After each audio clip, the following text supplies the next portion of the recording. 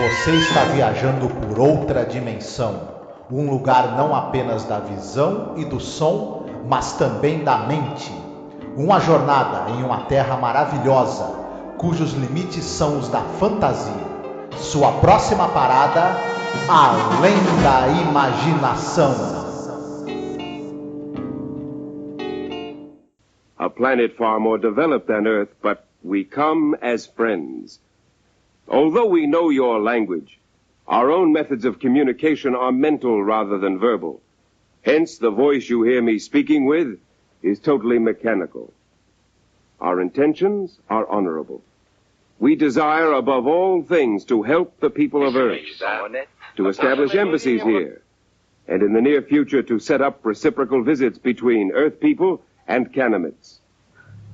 Perhaps you watched this initial questioning. Most people on Earth did. On television sets, radios, shortwave. And surely some of the questions asked by your representatives must have been identical to more than a few of your own. Because as a race, we're unaccustomed to charity. Brutality is a far more universal language to us than an expression of friendship from outer space. Olá, ouvinte! Seja bem-vindo a mais um episódio sobre a série clássica Além da Imaginação. Eu sou a Angélica. E eu sou o Marcos. Hoje nós iremos falar sobre o episódio número 89 do geral da série, episódio número 24 da terceira temporada, To Serve Man, para servir o homem. Esse episódio, né, Marcos, ele é um episódio considerado um dos maiores episódios de série de televisão. Ele é muito querido, muito recordado, muito satirizado. Isso é engraçado até quando você para pensar os lugares onde ele foi satirizado. E é um episódio realmente com plot twist federal, né, eu diria. Sim. Ele tem um plot twist.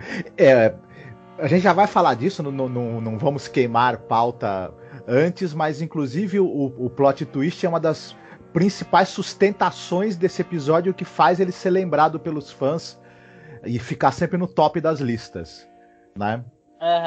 E tem uma coisa legal para você que gosta de escutar o podcast. Antes de ter assistido o episódio, eu recomendo muito para você assistir o episódio primeiramente, viu? Inclusive, como tem uma referência direta, né? O episódio também dessa segunda temporada da série apresentada pelo Jordan Peele.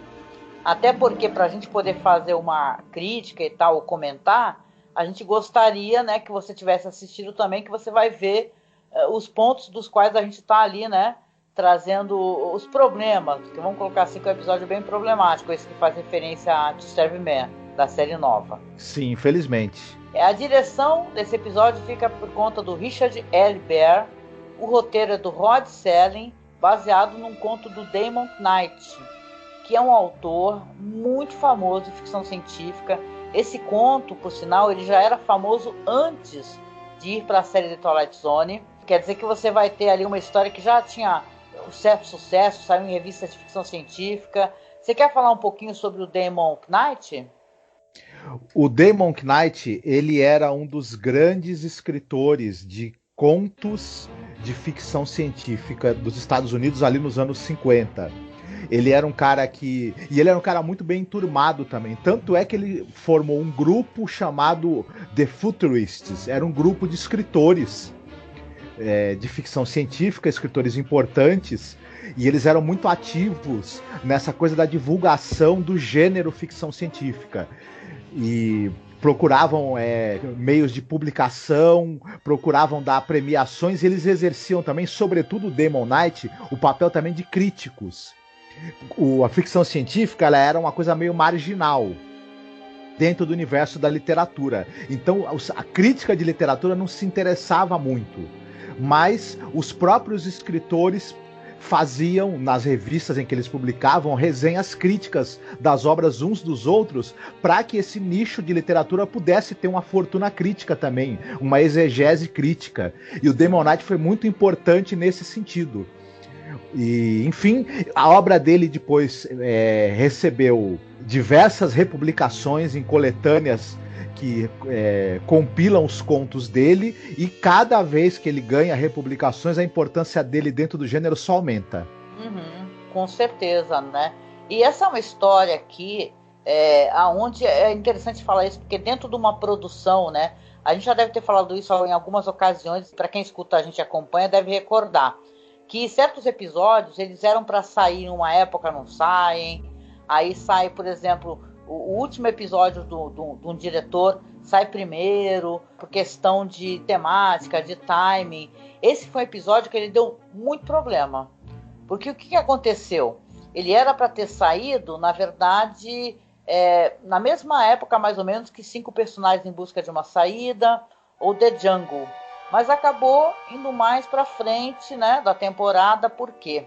Né, a primeira vez que o Rod Serling assistiu o primeiro corte, né, como ficou o episódio, ele não gostou.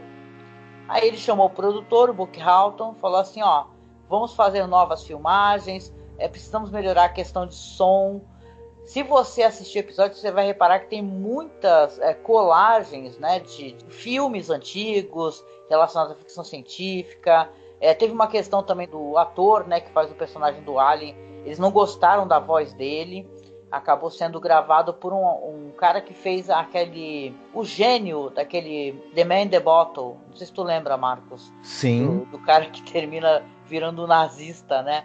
Então você tem uma voz ali que também não funcionou. E é um episódio assim que ele é muito querido por muitas pessoas, mas tem gente que também não gosta dessa grande colagem de imagens, de filmes e tal, que acho que tem pouquíssimo episódio gravado ali. Eu acho um episódio excepcional, vou logo falando. E tem uma outra coisa também interessante, que normalmente você tem o Rod Serling falando no começo do episódio, né? E dessa vez você meio que se surpreende. Não é a primeira vez que isso acontece. Aconteceu, por exemplo, no The Hitchhiker, né? Você tem os pensamentos, né, do personagem. Aqui começa com uma pessoa fazendo uma narração em off, que é um personagem que vai contar a história pra gente. É como se fosse o ponto de vista dele, né, que é colocado na história. Exatamente. Tem gente que reclama também dessa questão se precisava dessa narração em off mesmo, se uma outra cena com o personagem do Chambers era necessária realmente para a narrativa ou não. Mas a gente vai falar disso quando a gente entrar mesmo, né, na história do episódio e no andamento das coisas, né? Sim.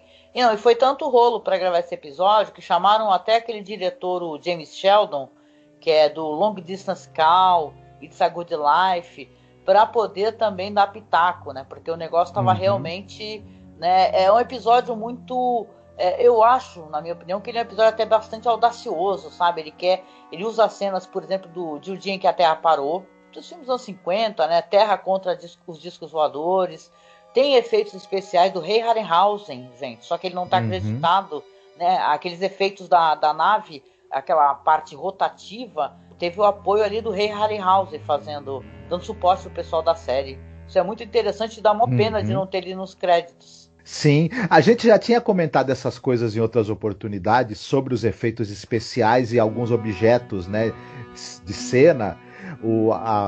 As emissoras de televisão não tinham recursos como um estúdio de cinema tinha. Então elas se associavam aos estúdios de cinema. Aliás, fazem isso até hoje, né? Para que eles ajudassem na produção das séries quando precisava de algum efeito visual. No caso, eles cediam objetos como naves, como vestimentas e também partes, né, de filmes, onde você tinha uma cena com efeitos visuais, uma cena um pouco mais cara, você usava aquela cena de novo, um pedaço dela no episódio de alguma série, para cortar custos e tornar aquilo viável, né? E a imaginação faz isso demais. Você tem a nave lá do Planeta Proibido que aparece a série inteira, praticamente. Sim. Quando tem alguma nave é ela. Costumam utilizar, por sinal, cenas da nave de ponta cabeça. Isso. Nesse episódio ela aparece tanto de ponta cabeça como com a portinha aberta, né? Que você vê ali no Third from the Sun, né? O Leslie Nielsen, quando ele tava com a família assistindo Além da Imaginação, ele falava: olha, eu tô dentro daquela nave ali, viu? Pois é.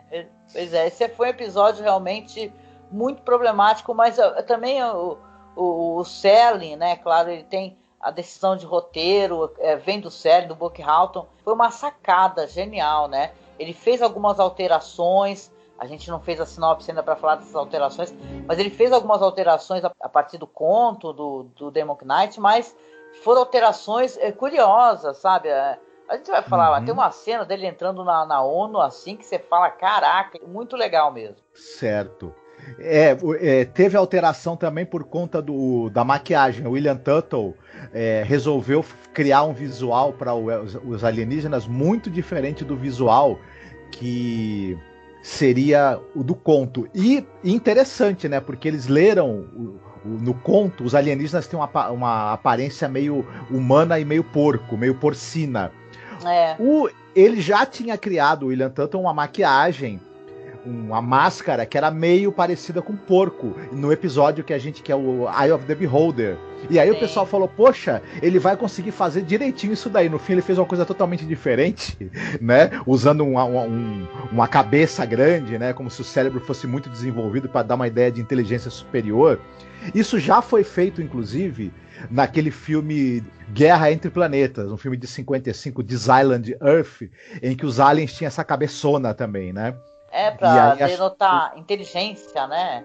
E tal. Eles colocam poucos pelos, colocam aquela área, a maquiagem, né? Tem ao redor dos olhos, é meio escurecido, assim como se... para dar uma aparência de complacência, quase irracional. E uma deferência, uma tranquilidade. Então, foi muito bem sacado. Questão de maquiagem, porque o William Tuttle é um gênio, né?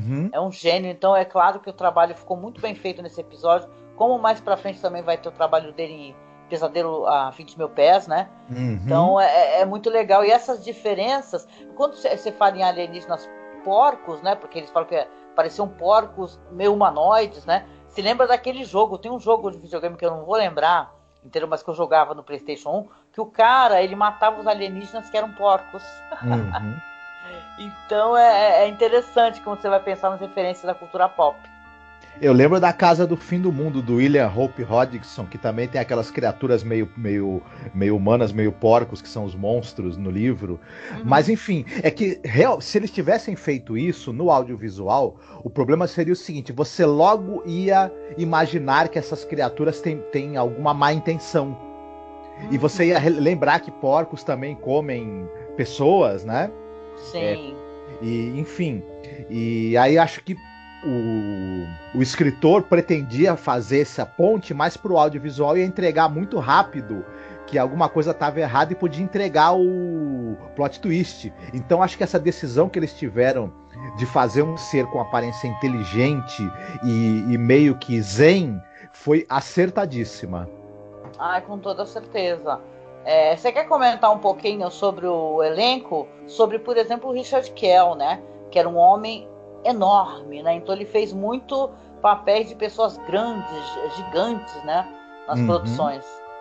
Ele era um cara de 2,15 metros de altura e por conta disso ele fazia personagens meio gigantes, e ele era muito solicitado para filmes e séries que tinham a temática da fantasia, do horror, essas coisas. Ele tá num episódio do Kolchak e os Demônios da Noite, por exemplo. Todo mundo, claro, lembra dele principalmente porque ele era o cara de dentes de metal de 2 filmes da série 007, 007 O Espião que Me Amava e 007 Contra o Foguete da Morte, né? Os dois com o Roger Moore. Então esse personagem dele era um personagem que foi muito querido, inclusive na época, tanto que ele teve que voltar para mais um filme e em vez de ser vilão, passar a se tornar aliado do 007, de tanto que o pessoal gostava desse personagem dele. Era muito famoso mesmo, né? Eu lembro do homem com a boca de metal. Era muito interessante. É uma pena e o Richard Kell, ele também tentou trabalhar atrás das câmeras, ele também escrevia, dirigia. À medida que ele foi ficando um pouco mais velho, foi diminuindo muito a oferta de papéis para ele. É uma pena, ele teve uma carreira que depois de um certo tempo os convites foram minguando, ele não tinha mais aquele vigor físico e aquela postura intimidante que ajudava também, além da altura dele.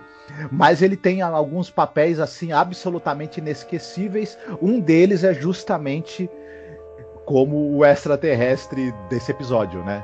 De Além da Imaginação. Falando rapidinho a gente já falou do diretor, do Richard L. Baer, né? Ele é um cara que começou nos anos 40 e 50 fazendo aquela série de curtas de humor com o humorista George O'Hanlon, falamos disso. Ele era um cara também muito ligado ao faroeste na televisão. Ele dirigiu muitos episódios, por exemplo, da série Cheyenne com Clint Walker. Ele também dirigiu sitcom. Era um cara que ele era meio que pau para toda a obra, né? Sim. Seguindo aqui falando rapidinho do elenco, nós temos o Lloyd Brochner. Ele, se alguém vai lembrar dele por algum motivo, com certeza é porque ele era aquele sujeito intragável que era o Cecil Colby, do Dinastia. Aquele né, estroina.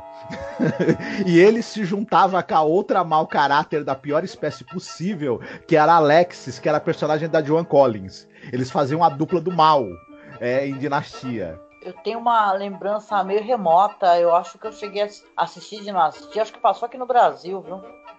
Quem assistia a série, né, vai lembrar com certeza. Ele também fazia a voz do prefeito, né, na série do Batman, na série animada. E ele é um cara que, falando assim rapidinho pra gente não se... Ele fazia também, junto com o Rod Tiller, uma série chamada Hong Kong. Uma série também que fez um certo sucesso e tudo mais. Mas ele era um cara que ele tinha uma voz fantástica. Ele começou no rádio, ele fazia programas de rádio e ele também fazia, por exemplo, voz de atores que apareciam na tela, mas não tinham uma boa voz. Legal. Então ele dublava também atores cuja voz não era muito boa. E isso rendeu para ele muitos papéis onde ele tinha essa coisa de usar. Não é à toa que nesse episódio não tem uma narração de fundo à toa. O Rod Serling, conhecendo a carreira do Lloyd Brochner como locutor e o quanto as pessoas apreciavam a voz dele, resolveu incluir nesse episódio uma narração justamente por causa do talento dele para isso, do Lloyd Brochner.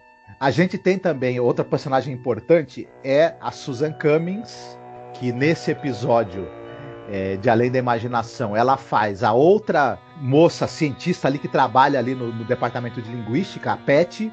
Ela tem uma das frases mais famosas da série e da história da televisão americana, né? Que eu não vou dizer qual é a fala agora para não estragar e tudo. Mas ela era uma atriz de origem alemã e ela trabalhou muito na televisão, principalmente em séries de faroeste. Ah, interessante. O personagem dela aparece pouco, mas é muito importante, né, na história. Sim. O interessante é saber que na produção para rádio, né, que todos os episódios têm um drama de rádio, né, tem até para comprar isso daí. Você tem, a gente falou de voz, né, do Richard Kiel, que acabou sendo redublado, mas o lance que para rádio utilizaram uma voz muito profunda, com muita reverberação, e diz que é muito mais assustadora a voz pro drama da rádio. Inclusive a voz na nave, né, que vai ter essa voz falando com o personagem, também é uma voz feminina, né? Então você tem umas diferenças assim no drama da rádio. Se por acaso eu encontrar, eu também deixo um caquinho aqui para vocês. Eu tô curioso de escutar. Ladies and gentlemen of Earth, we greet you in peace and friendship. We come from a planet beyond your solar system and well beyond your galaxy. A planet far more developed than yours. Why are you here? To establish... Hey, what's that book? Get a picture of it. That's the title. I can't see. He's not even moving his lips. He doesn't have lips, does he? To establish embassies here, and in the near future to set up reciprocal visits between Earth people and Canaanites. Canaanites, what's that? Certo, e aí, vamos lá para a sinopse, para poder comentar? Hoje sou eu que faço a sinopse. Então vou tentar fazer uma sinopse breve, né? Eu tentar, porque eu nunca consigo, né? Para que a gente possa comentar nossas impressões. Então, nós vamos ter ali no começo do episódio o personagem Michael Chambers, que está trancado sozinho em uma sala. Tem uma voz dele oferecendo a ele uma refeição, que é entregue ali por uma pequena abertura na parede. Ele recusa, né? E começa em off, então, ele contar o que aconteceu. Aí você vai ter um cenário que vai mudar para vários meses antes, onde ali na Terra vai se descobrir a invasão dos Canaanites, né, que é uma raça de alienígenas de 2 metros, mais de 2 metros de altura. que eles pousam na Terra. Enquanto isso, o planeta está sendo assolado por várias crises internacionais. Aí, o secretário-geral ele vai se reunir, né, com os outros líderes, anuncia o pouso dos alienígenas e acaba que durante essa reunião, essa entrevista coletiva, um dos alienígenas vai chegar para poder falar com os representantes, né, de vários países, né? Tem o cara da América Latina, tem o cara da França, o cara da União Soviética, que é um cara de bravo, né? Então você vai ter ali as personalidades meio que caracterizando os países, né? Tem um momento que inclusive alguém fala lá, acho que é o secretário-geral, fala que no Rio de Janeiro, né? Ele até fala, né? Do Rio de Janeiro. Aí esse alienígena enorme vai se apresentar numa cena muito legal, interessante. Os caras estão todos olhando para cima, assim, né? E ele se comunica sem mover os lábios, né? Você vai ter ele olhando para as pessoas com aquele olhar impassível e informando que, na verdade, ele veio em paz, que ele quer ajudar a Terra, acabar com a fome, criar uma espécie de campo de força onde os países em suas fronteiras se sentissem resguardados, não precisassem ter medo uns dos outros. E, no final de contas, fica todo mundo admirado. O representante da União Soviética pergunta o motivo, fala por que você quer ajudar, né? E tal. Ele fala assim, porque nós ajudamos vários planetas, né? E, gente, se tem uma coisa que esse episódio é divertido, é quando tu sabe o desfecho. Sei que isso daí todo mundo fala que estraga, né? Eu tô até me prolongando aqui. Mas quando você sabe o que vai acontecer, começa a ficar tudo muito divertido. Eu, pelo menos aqui, eu tava me divertindo bastante. Pelo menos quando ele responde assim, nós já fomos em vários planetas, já ajudamos em vários planetas, né? Pois é. Aí o caso é que eles estavam muito cautelosos, com muito medo, porém vão passar ali o Kanamiti por um polígrafo, não é isso? Né? E mesmo ele explicando que o corpo dele é diferente de um corpo de um ser humano comum, ele vai responder as perguntas, aí aparentemente quando ele tá mentindo a agulhinha fica muito, né, sei lá, se mexe muito, e quando ele tá mais falando a verdade, a agulhinha fica ali mexendo-se pouquíssimo. Então se conclui que na verdade eles querem realmente ajudar as pessoas. Até tem um momento ali que ele fala assim que ele tem uma espécie de produto, né, um fertilizante isso, de nitrato, que vai acabar com a fome no mundo, que vai transformar os campos secos em campos muito férteis. Gente, é engraçado, vocês desculpem, mas ele fala que na Argentina, fala assim que na Argentina você vai resolver a questão da Argentina, né, e tal, que eu saiba, não lembro da Argentina ser uma terra árida, né, mas deixa pra lá. Nem eu. Na Argentina tem comida a pampas. Tem, né, é as pampas, né, a pampas, né, é uma brincadeira, né, com a fronteira. Mas assim, no caso é que eles acabam cautelosos no começo, porém vão ficando muito à vontade quando veem que, na verdade, eles querem só ajudar os humanos. Os Kanamites, inclusive, eles vendem assim, o planeta deles como uma espécie de paraíso, né? E eles falam assim, olha, vocês podem visitar, vocês têm direito de visitar, e nós queremos partilhar do nosso paraíso com vocês, né? E vão começar a ter longas e longas listas de seres humanos querendo visitar o planeta dos Kanamites. E eu deixo aqui, né, pra gente poder depois falar sobre a conclusão e tal. O que você achou, Marcos, desse episódio? Alguns pontos que tu tenha te chamado a atenção? Na verdade tem tanta coisa para comentar que eu não sei nem direito por onde começar, mas vou tentar começar pelo... Primeiro que esse episódio ele tem uma semelhança muito grande. Um ano depois, mais ou menos, iria começar a ser veiculada a série A Quinta Dimensão, The Outer Limits. E ela tem muitos episódios em que você tem alienígenas entrando em contato com os humanos. Normalmente são hostis, ou eles têm planos de dominação malignos, assim, incríveis. É um produto muito da Guerra Fria, claro, né? Esse medo ali do estrangeiro, né? E esse episódio de Além da Imaginação, ele tem muito dessa coisa da ficção científica dos anos 50. Tanto é que ele se utiliza, inclusive, de filmes, né, de trechos de filmes para os efeitos especiais. Ele tem todo esse sabor das histórias de ficção científica da época dos anos 50. Ele é uma grande homenagem a isso. Inclusive, o Damon Knight, ele é um escritor justamente dessa fase dos anos 50 da ficção. nos Estados Sim. Unidos. Então, a primeira coisa é que ele é dele, quem gosta do gênero, quem gosta do cinema de ficção científica da época, dos anos 50, não tem como não gostar desse episódio. Ele é muito interessante, ele é muito divertido, ele tem uma ironia ali muito fina, porque o ser humano tem essa coisa, essa arrogância de achar que ele vai colonizar o espaço, né? Ele é o conquistador e tudo. Ele não, ele o ser humano está acostumado, por exemplo, a se ver como superior. Então eles parece que eles não. Ele aceita muito fácil, tem alguma desconfiança, mas eles aceitam muito fácil essa reverência e essa vontade dos extraterrestres de ajudá-lo de graça, né? Uhum. E como se o ser humano não fosse violento, destruidor, como se o ser humano merecesse isso, né?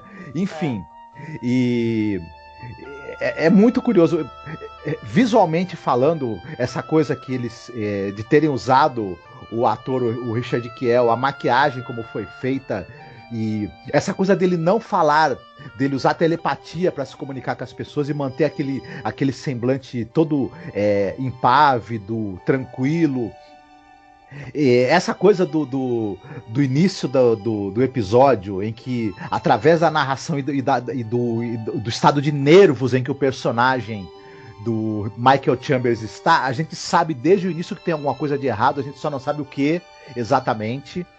Então vai gerando toda essa ansiedade, essa antecipação, e o episódio segura isso muito bem. Embora ele tenha sido muito picotada a montagem dele, por conta da necessidade de refazê-lo, porque a primeiro corte o produtor e o Rod Serling não gostaram, ainda assim ele é conduzido de maneira interessante, prende a atenção, tem bastante humor e tem realmente um plot twist muito, muito bacana e muito divertido. E que depois vai ser usado isso e parodiado à exaustão, né, nas décadas seguintes. Sim. E essa questão até do livro, né, porque eu acabei omitindo isso da minha sinopse, tem essa coisa dele estar o tempo todo com um livro na mão, enquanto ele está lá nesse congresso ali da ONU, né, e tal. Então ele deixa o livro para trás. É uma coisa que é bem diferente no conto original, porque na verdade tem esse personagem, né, que é o Michael Chambers, né, que ele tem a Patty, que é a ajudante dele. Eles são linguistas, eu acho que mais do que linguistas, eles são pessoas que fazem a análise de criptografia, né? Então, por exemplo, pessoas que fazem análise em época de guerra, né, e tal, de como é que dá para você ver o que o pessoal está se comunicando. Só que isso fica um pouco improvável dentro da história, se você pensar assim friamente, porque é uma língua que os Canamites falam, é uma coisa que não tem uma pedra de Roseta, por exemplo, para você poder fazer uma análise de quais são as vogais, né? Como é que eles chegaram nesse ponto. Uhum. E no livro tem um outro cara que é um alienígena junto com o personagem, que a história é narrada toda pelo ponto de vista de um secretário da ONU. E ele tem já uma história que se passa no futuro, né? Onde você tem uma pessoa de outro planeta, não é uma coisa tão incomum. Uhum. E tem esse personagem que é um alienígena, então ele tá junto com esse secretário da ONU, que eles estão tentando fazer a tradução. Ele rouba o livro, na verdade, do Canamite, ele não é uma coisa que ele esquece para trás. Por que você fica se perguntando na história, por que ele esqueceria um livro? Na verdade, dado a importância que você vai ver no final, do que significa, né, inclusive o título do livro, o que está contido. Então você tem essa diferença, não é uma crítica apenas para apontar, né, o lance do livro e o personagem do Michael Chambers, que é tudo meio assim, é meio para ter esse plot twist mesmo, porque você vai ter eles no começo falando assim, que é isso que, na verdade, é o mais importante na história, que vai fazer mudar a opinião das pessoas. Não é somente o polígrafo, ou eles falarem, ou eles provarem que eles têm um fertilizante tão bom que pode fazer com que qualquer terra produza, ou então uma fonte de energia quase que inesgotável e barata. Vai ser, no caso, o título do livro, que eles vão traduzir, que é To Serve Man, que é para servir o homem. Então eles pensam assim, para servir o homem, caramba, eles estão aqui para nos servir, né? Você pensa assim, caramba, então vamos, né, são super gente fina, vamos vamos fazer tudo que essa galera sugerir, vamos visitar o planeta deles sem medo. Então, e isso daí também é uma outra crítica também de pessoas, na verdade, que são críticos mesmo de ficção científica, que falam essa palavra, a palavra servir, ela não tem o mesmo significado em todas as línguas, entendeu? O mundo é gigante, né? Essa palavra servir, né? Ela não serviria, né? O significado que fica tanto quanto dúbio, né? E é utilizado na história. Não sei se estou me fazendo entender. Tu entendeu o que eu estou falando? Sim, entendi. O roteiro, como você mesma falou, e está muito correto, ele faz uma certa confusão com essa coisa de eu decodificar uma língua e eu decodificar uma criptografia. Quem desvenda a criptografia é matemático, porque na verdade criptografia não é uma língua, ela é um sistema que está encobrindo uma língua, só que ela segue alguma regra matemática que você não sabe, para que a pessoa que vai receber a mensagem criptografada possa ler a mensagem, né? E Isso. já língua é outra coisa. Língua é um outro sistema diferente de uma criptografia, que você precisaria de um linguista, né? Isso, como naquele filme, né? Aquele filme que a gente assistiu, que é um filme muito bonito do Denis Villeneuve, né? Aquele The Arrival, né? Uhum. Então tem uma coisa, tem um linguista, e até mesmo um linguista, você fica pensando como ele poderia se basear, né? Ou talvez conseguisse, o filme prova que sim, né? No The Arrival, ele compreendeu uma língua que não é humana, entendeu? Porque nossa língua, olha, eu não sou uma professora de português nem nada, mas a nossa língua, muito da nossa língua, várias línguas de vários países se baseiam às vezes no latim, entendeu? Então você consegue, pela origem da linguagem, você ir atrás, né? Da origem de certas palavras, de você conseguir fazer. Não é à toa que a gente compreende, né? Mesmo se confundindo, que não é que essa língua seja fácil de compreender. Por exemplo, o espanhol, o castelhano, né? A gente já assistiu, né? Mesmo nós dois, alguns filmes em castelhano, né? Com legendas em castelhano. Então é outra coisa, é uma língua que não é da terra, né? É como você querer entender o cirílico, né? É impossível, né? É complicado. Mas é que eu acho que o público na época também estava mais familiarizado com essa coisa até pela proximidade da época da Segunda Guerra e tudo mais, e dessa coisa das trocas de mensagens entre espiões das superpotências, enfim, o público estava mais familiarizado com essa coisa do uso da criptografia. Então, talvez por conta disso. Mas, enfim, há uma série de facilitações que são feitas, né, para que a história chegue onde ela precisa chegar, né? Mas, ao mesmo tempo, você imagina também essa coisa. Os anos 50 era aquela coisa, tinha uma tensão no ar, o medo da guerra nuclear, uma série de coisas que imagine eu chegar um extraterrestre e falar, poxa, nós vamos trazer a paz e você vai poder viajar para conhecer outro lugar. Enfim, você tinha essa coisa que nos anos 50 você não podia ir para metade do mundo. Quem era do Ocidente não podia viajar facilmente para o Oriente, para todos os locais. E vice-versa. Então, essa coisa de você poder viajar livremente para outro planeta, conhecer outra civilização, era muito tentador. E as pessoas embarcaram nessa aventura sem saber onde estavam se metendo. Uma época muito workaholic, né? Eu lembro da cena das pessoas na fila para a nave espacial, elas conversando, e são conversas engraçadas. Por sinal, aparece a esposa do Richard Attenborough, o diretor, uma das mulheres na fila também, só que ela também não é acreditada.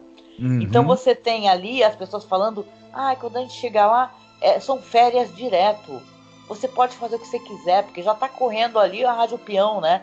De boca em boca, então, você pode ficar o tempo todo, sei lá, de sunga, ou tomar, não sei o que, uma pina colada, isso aí sou eu que estou sugerindo, né? Mas fica esse papo furado, porque cada um vai contando pro outro e vai aumentando, que na verdade o planeta ali dos Canamites é o paraíso, é a nave direto pro paraíso. E cara, a gente tem que falar logo desse plot twist, porque inclusive libera a gente de comentar algumas coisas que são divertidas. Você gostaria de fazer as honras? Sim, o livro que o Kanamita, né, Kanamite estava levando, que tem o título de To Serve Men, na verdade é um livro de receitas, porque eles querem os humanos como lanche. Que terrível isso. Ou talvez até como almoço e jantar também, não sei se é só lanche, né? Pois é. Não, e enquanto as pessoas estão conversando ali na fila, elas passam por uma balança e tem um Kanamichi ali que ele tá felizão, vendo as pessoas passando, assim, a pessoa gordinha e tal, e todo mundo entrando. E detalhe, porque a gente já vai ter esse recorte quando as pessoas já estão entrando na nave, já meses depois que eles apareceram, não é uma coisa rápida, eles já estão ajudando vários países. Entre as fronteiras já tem os campos de força, então eles não enxergam isso de maneira onde eles sintam receio, até porque os seres humanos ali, eles estão pensando que os alienígenas estão ali para servir, né? Eles estão para nos ajudar. E é meses e meses depois. Esse personagem, o Michael Chambers, ele está conversando ali com a Pat, ele inclusive faz uma reflexão, fala, tanta gente já foi pro planeta dos Kanamites, ou Kanamites, não sei, e porra, ninguém volta, né? O negócio é tão bom que ninguém volta, né? E ele pergunta, quando ele tá conversando com a Pat, fala assim, pô, e aí, você vai pro planeta? Aí ela fala, já tô na lista. E aí ele, eu também. Ou ele até fala a minha, acho que até antes da sua, né? E ela fala, ninguém tá querendo mais traduzir esse livro, nem nada, perderam totalmente o interesse, mas eu vou continuar a traduzir. E tem aquele corte do tempo e o Michael já tá na fila, inclusive, né? E ela continuou a tradução. E aí que vem aquela cena, que é uma cena inacreditável, né? Dela correndo feito louca, aparecendo lá na fila, já perto da hora dele subir, dele entrar na nave, seguram ela e ela grita assim, para servir um homem, um livro de receitas! E ele começa a regala um olho, fica desesperado, os Kanamites segura ele assim e tal, coloca ele pra dentro da nave e tá armada, lá Negrossa e confusão, entendeu? Porque já era, né? Aí você já vai ter, na verdade, o final é o Chambers que tá a bordo, né? De novo estão oferecendo uma refeição pra ele e ele joga no chão, só que aí entra um Kanamite ali, pega a comida do chão e fala assim, pra ele, não queremos que você perca peso, hein? Aí ele fica ali assim, pensando, ele tem o negócio da quebra, né? Porque ele olha pra câmera e fala assim, né? E você? Você ainda tá na Terra ou tá na nave comigo? Realmente não faz muita diferença, porque mais cedo ou mais tarde estaremos no menu, todos nós. E aí começa a comer a comida e termina desse jeito, né? Uhum. Desse jeito meio desesperançoso, pra dizer o mínimo, né? Mas esse episódio, gente, você sabendo... É o tipo de spoiler que, na minha opinião, tá? Você ganha mais sabendo do spoiler do que qualquer outra coisa. As coisas que os alienígenas falam, o humor disso, deles falarem que já passaram por um monte de planetas, entendeu? Que eles estão ajudando todo mundo. Eles querem que todo mundo coma muito bem, porque, na verdade, eles querem que todo mundo fique gordinho pra poder entrar na nave. Entendeu? É meio João e Maria, né? Você vai comer pra poder entrar pro forno. Uhum. Eles estão alimentando o povo da Terra, né, com aquela substância que eles forneceram, que aumenta muito a produtividade do solo. Vai a humanidade comer até dizer, chega, vai ficar todo mundo de gordinho. E durante a viagem, eles ainda te alimentam também com a comida reforçada, que é para você chegar lá com bastante carne, bastante gordurinha, que quando você vai fazer o churrasco ajuda, né, a ficar a carne mais tenra. E vão papar a humanidade assim. Ai, gente, né? E detalhe, tem o campo de força nas cidades que você não pode fugir, né? Eles fizeram tudo, eles planejaram tudo direitinho, ganharam a confiança, engordaram o pessoal, prenderam o pessoal com os campos de força, porque agora quando as pessoas ficarem sabendo, talvez, que vão virar alimento, não tem mais como resistir, porque os exércitos também foram desmobilizados, né?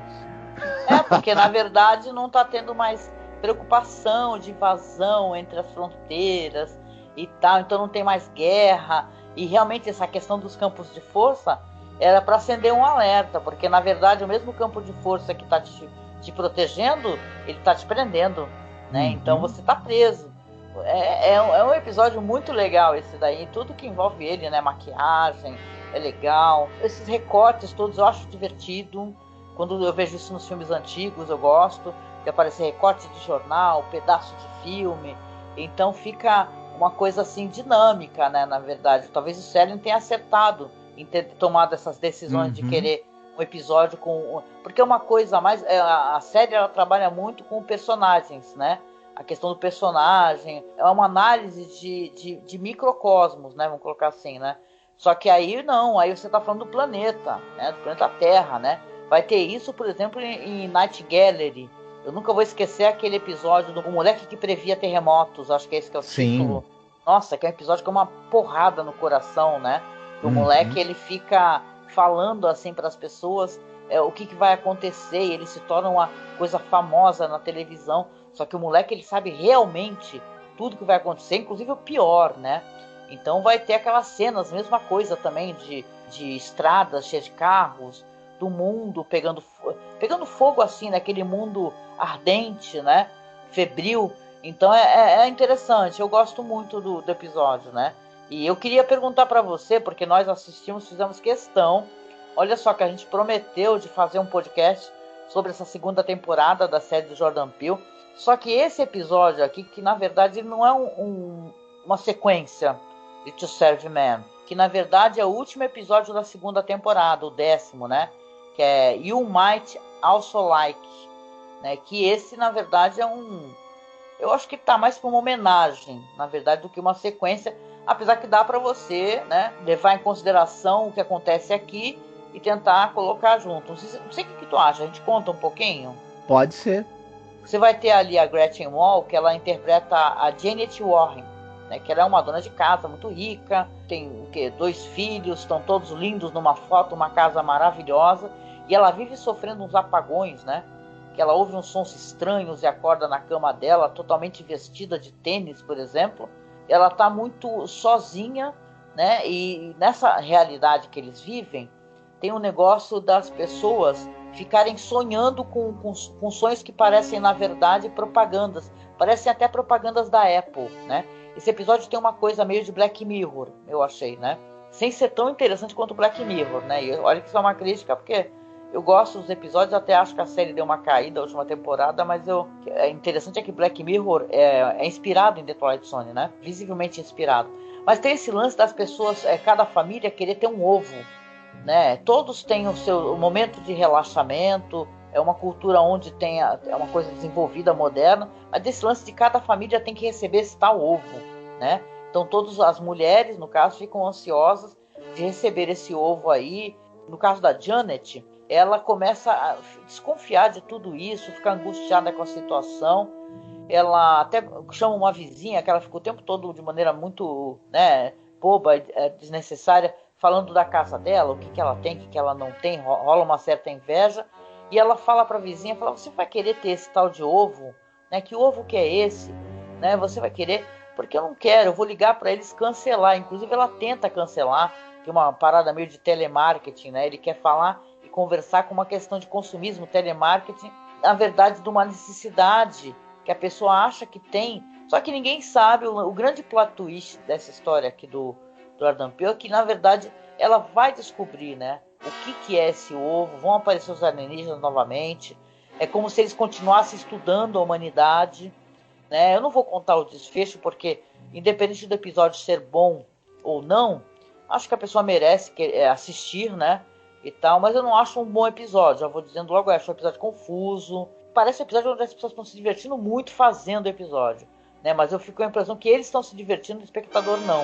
Ele referencia o To Serve Man, só que ele quer colocar uma questão de consumismo, né, dentro dessa equação, que as pessoas sonham, né, com propagandas onde é importante ter esse ovo. Para fechamento de episódio, quando eu penso assim, no fechamento da primeira temporada, que é o The Blurry Man, que é um episódio que emociona, é um episódio que faz uma referência a episódios importantes da série, e eu penso nesse, que é o fechamento da segunda temporada, aí eu sinceramente já vejo que realmente foi um problema essa segunda temporada, não colocando todos os episódios no mesmo balaio. Eu acho que tem episódios bons, outros não são tão legais, mas esse daí para fechamento ele é bem problemático mesmo, na verdade.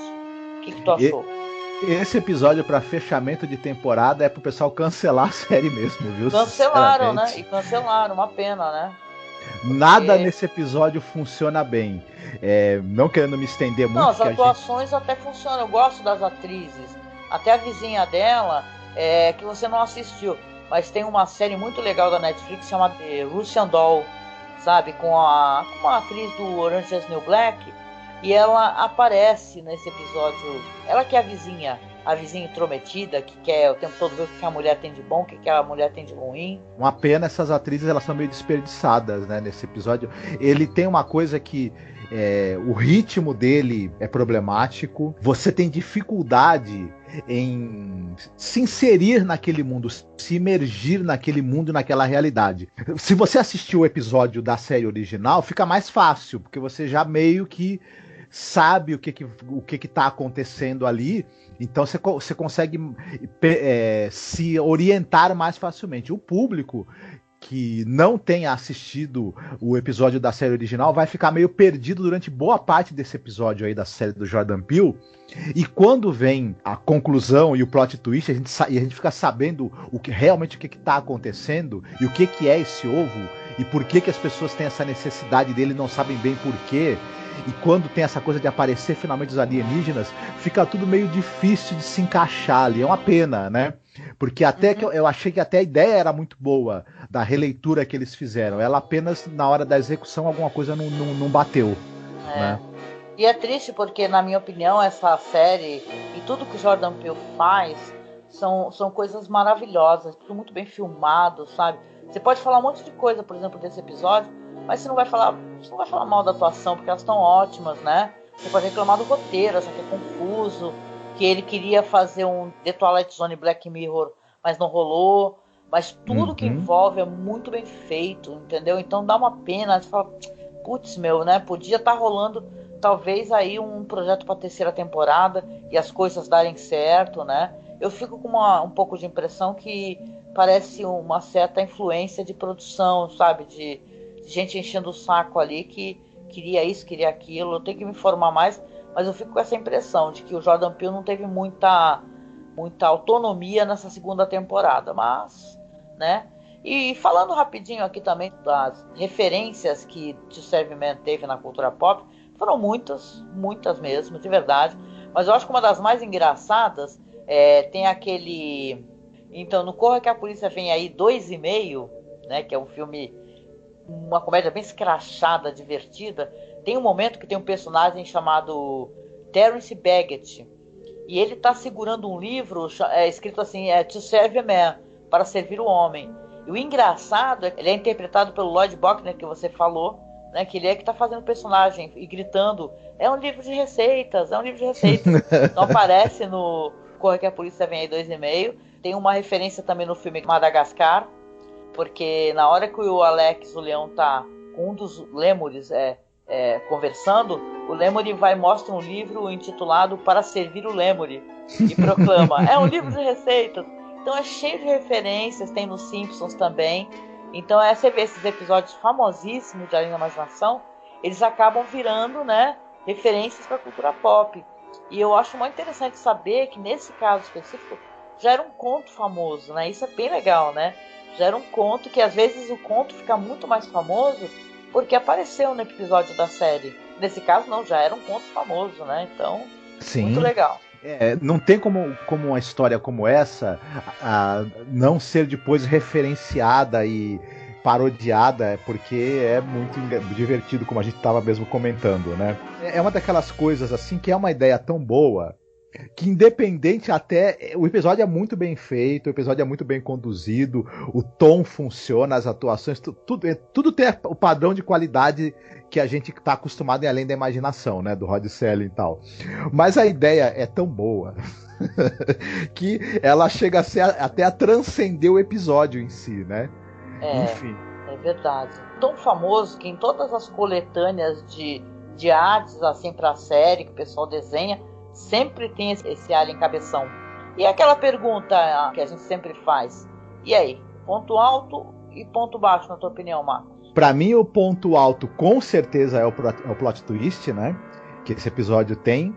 Esse final aí, essa icônica frase, é um livro de receitas, né? E ponto baixo tem essa coisa das remontagens que o episódio precisou ter, e a gente acaba percebendo uma outra quebra de ritmo.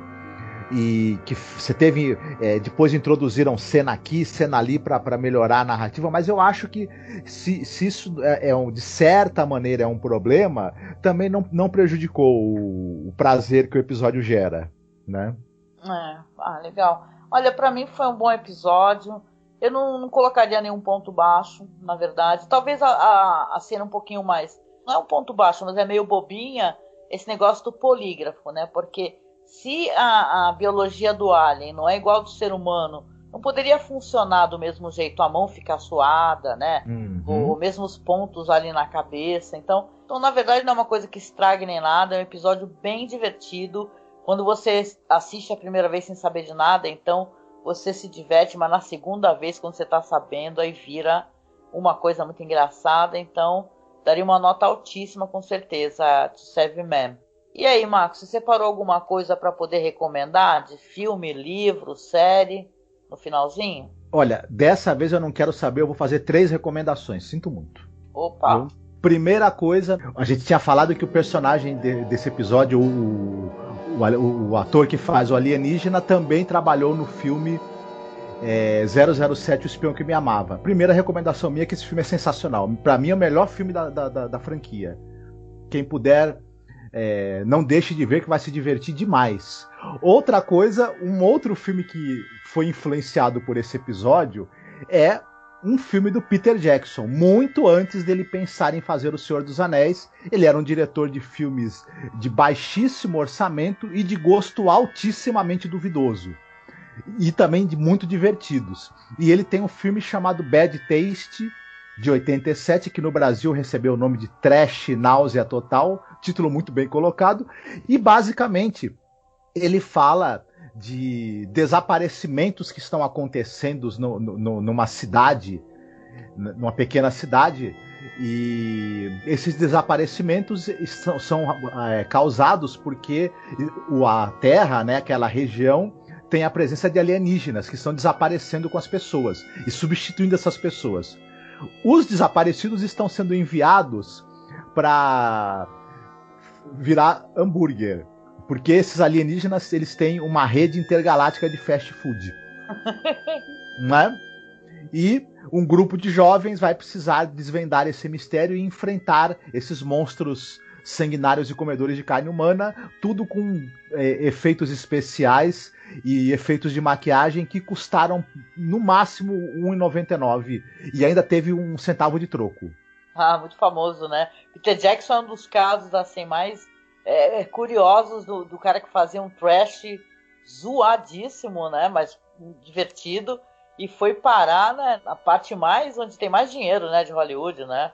Fazendo mega produções. Isso. Né? Então... Mas o Peter Jackson, você não pode dar dinheiro pra ele, tem que dar pouco dinheiro. Se der muito, ele faz um filme que, bom, enfim, não vamos... De qualquer maneira, é um filme divertido, sim, né? Os filmes da fase trash do Peter Jackson. Sim, e pra finalizar, minha última recomendação é uma história em quadrinhos.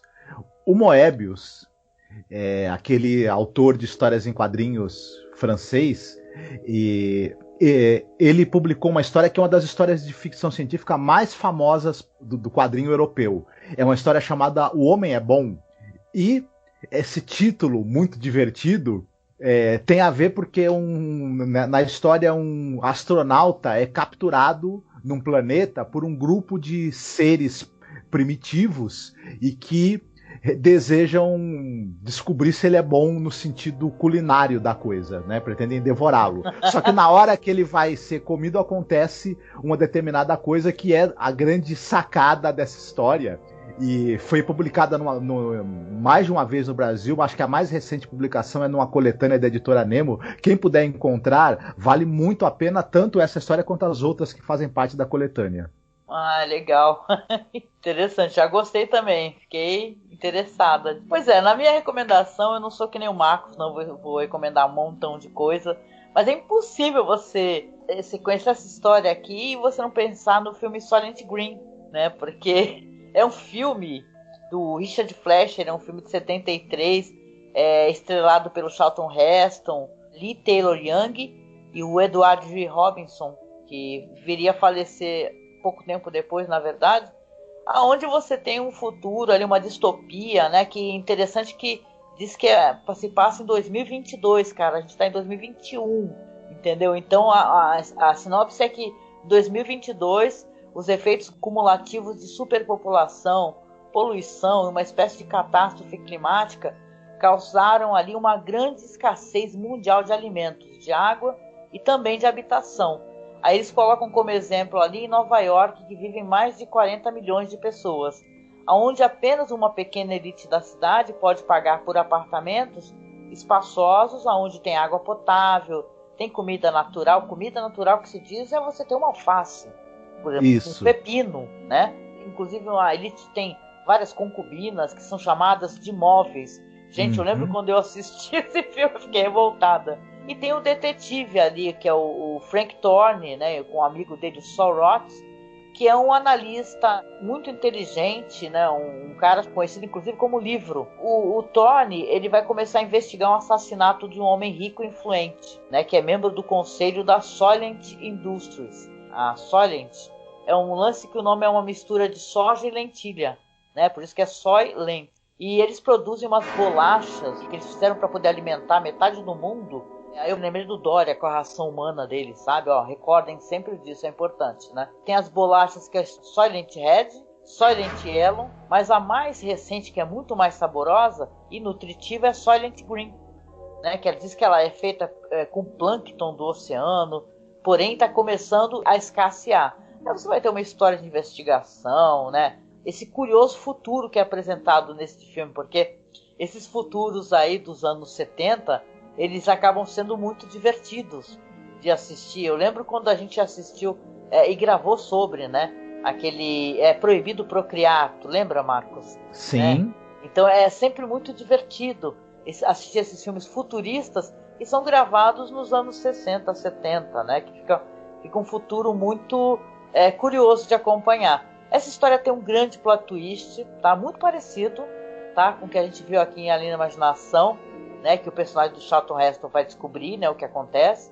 Mas, olha, vale a pena, a gente, para quem assistiu, né? Já faz algum tempo, reassista depois de assistir esse episódio, que você vai também achar bem legal. História muito interessante, porque é vagamente baseado num romance de ficção científica de 86, chamado Arrume um Quarto, Crie Espaço, do Harry Harrison, e acaba combinando realmente gêneros de policial e ficção científica.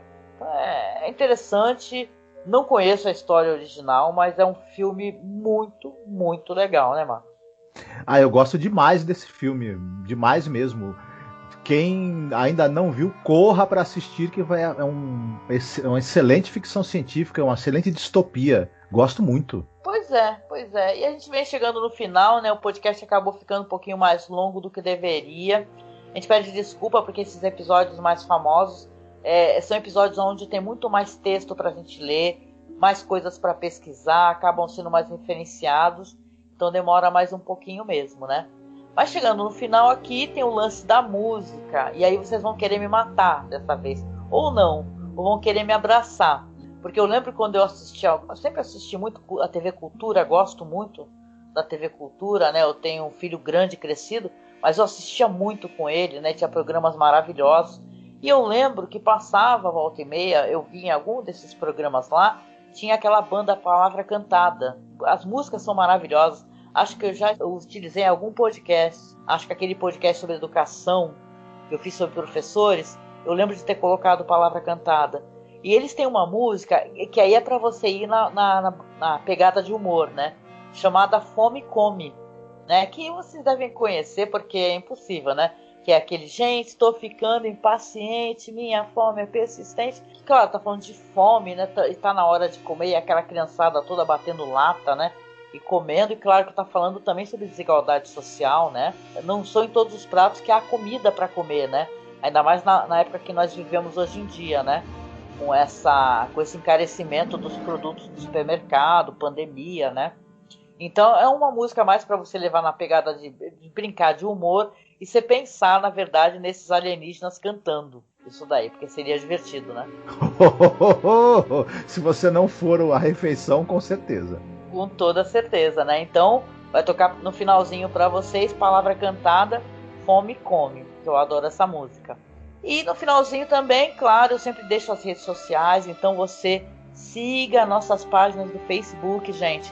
Dá essa força, dá essa moral pra gente, tá? Nós temos a página que é Masmorra Cine, que é a página do nosso site. O site que nós já temos há muito tempo, há mais de 10 anos. Tá? Então você siga lá, que é @Masmorra Cine. Tem a nossa página de fotos de bastidores, documentários da série, que é The Twilight Zone Behind Scenes. Vou deixar o link aqui na publicação, para você só linkar, já vai ser direcionado direitinho para a página. Temos o nosso perfil no Instagram, que é alimentado, a feed, né, alimentado pelo William Funchal, nosso amigo, nosso colaborador. A gente agradece sempre de coração, né, Marcos, pro William pela ajuda. Sim, o William tá fazendo um trabalho cada dia mais legal. O William é maravilhoso, eu não sei nem, às vezes fico até constrangido, eu não sei o que falar nos vídeos dele, que são vídeos tão legais. Então, gente, não perca a mesma oportunidade. Segue lá no Instagram, tá, que é @masmorracine, para ver as montagens que o William faz. Ele sempre coloca um diálogo interessante da série. Ele sempre toca as músicas que a gente escolhe. Então ele tem uma sensibilidade muito grande. E a gente sempre vai agradecer de coração, viu? A sua ajuda, viu, William? Beijo. Também temos lá o nosso perfil no Twitter, que é @masmorra_cast. E agora a gente tem Pix também, então você pode nos ajudar doando via Pix, que é uma maneira da gente receber assim, a sua doação de uma maneira mais rápida, eficiente, né? A gente tem os nossos apoios, como a gente já falou, os nossos padrinhos e madrinhas. Nós somos muito gratos no Padrim, mas o Padrim fica com uma porcentagem, né, do que é doado. Então, se você doar via Pix, a gente recebe integralmente a sua doação, tá? Então, se você puder, nos ajude via Pix. A chave é pixmasmorracine@gmail.com, tá? Temos também, claro, nosso perfil no Padrim e no Colabora Aí. É só você entrar para poder ver o nosso material, as nossas propostas e doar para a gente algum valor, sabe? Se tornar um colaborador mesmo, mensal do Masmorra Cine. Assim você garante, inclusive, que a gente consiga fazer mais podcasts sobre Além da Imaginação, né? Todo ano a gente faz uma temporada inteira e é normalmente uma maratona, né, de gravações, porque a gente tem, claro, no meio da pandemia, trabalho, filho, correria, 1000 problemas, a gente nunca deixa o programa atrasar, então a gente tem uma responsabilidade muito grande com o projeto. Então, se você puder, apoie a gente, tá? Oh, yeah. E a gente vem chegando aqui no finalzinho, deixando para você aquele beijo gostoso, aquele abraço apertado. Se cuide, viu? Se cuide. Cuide dos seus, mantenha distanciamento social. Fique em casa se puder, né? Porque nós que trabalhamos, nós não conseguimos, né, ficar em casa, mas vamos nos cuidar bastante, álcool na mão, distanciamento, sempre que possível. E a gente vai chegar ao final disso, gente. Isso daí não vai ser para sempre não, viu? Esperança, viu, gente? Deixar um beijo para vocês e a gente se encontra aí no próximo podcast sobre Além da Imaginação. Fiquem bem, comam bastante, se alimentem bem, fiquem gordinhos que os canamitas estão precisando de vocês. Então é isso, gente. Um beijo para vocês e a gente se encontra logo mais. Fiquem bem. Tchau, tchau. Tchau.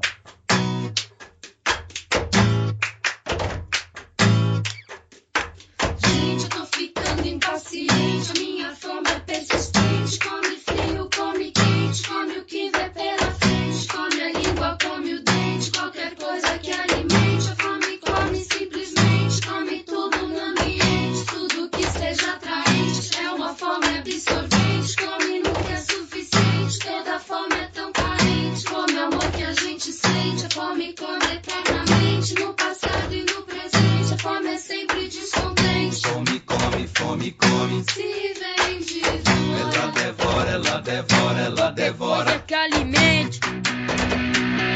Se for cultura, Ela tritura, ela tritura. se o que vem é uma cantiga, Ela mastiga, ela mastiga. ela então nunca discute. Só deglute, só deglute. E se for conversa mole, Se for mole, ela engole. se faz falta no abdômen. Fome, come, fome, Gente, come. eu tô ficando impaciente. A fome sempre é descontente. Toda fome é tão carente. Qualquer coisa que alimente. Come o amor que a gente sente. Come o amor que a gente sente. Tô ficando impaciente, a minha fome é persistente. Come frio, come quente, come o que vê pela frente. Come a língua, come o dente. Qualquer coisa que alimente, a fome